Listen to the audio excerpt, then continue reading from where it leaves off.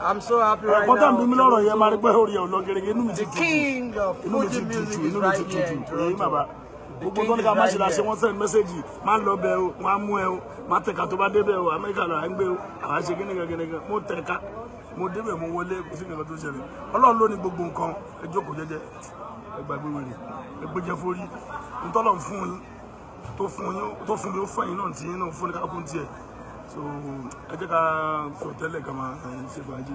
So báwo ni ọ̀la ṣe máa rí báyìí ọjọ́ Friday ṣe máa rí báyìí bàbá Friday 14th. 14th ẹ mọ̀ pé tó Òṣùpá bá ti dé nǹkan tuntun ti dé nìyẹn. Bẹ́ẹ̀ni gbogbo ayé ti mọ̀.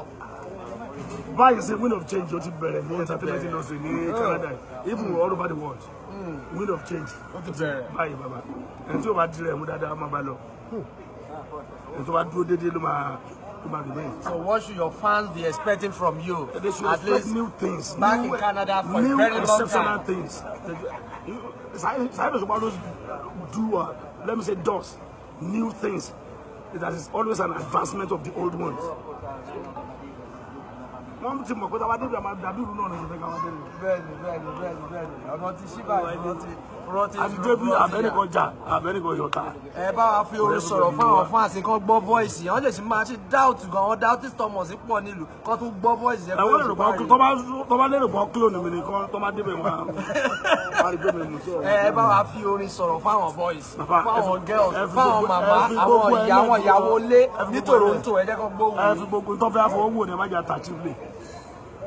Ẹ máa bọ̀ emere Saheed Osupa tẹ̀ ń ríre ẹ ṣáà ti lè gbé mi ni àbí kò tí ì yé yín gbé mi náà ní báyìí èmi ojú mi ìdókò mèrè etí mèrè imú mèrè èyí àlàájì. Thank you. Àwọn yẹn ń jà lórí. Ẹ kí wọ́n kúlé àbí káàbọ̀. Ẹ̀yin Canada. Ti Canada akíkiri o yà kí ti wọlé àti láti wá ṣe òfin ní wọn àti wá ṣe pésẹta ọba ti dé o ti wọlé sí Canada ẹ ṣáà.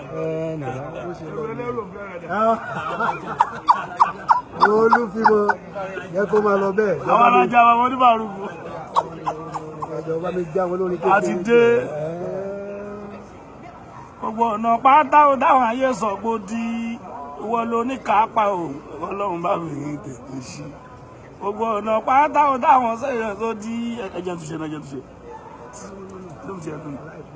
Gbogbo ọ̀nà pátá ò dáhùn ayé sọ pé ó di oníkápá ẹ̀ ò kíyàwó bá mi ní tètè sí. Gbogbo ọ̀nà pátá ò dáhùn ayé sọ pé ó di Ọlọ́run oníkápá ẹ̀ kíyàwó bá mi ní tètè sí.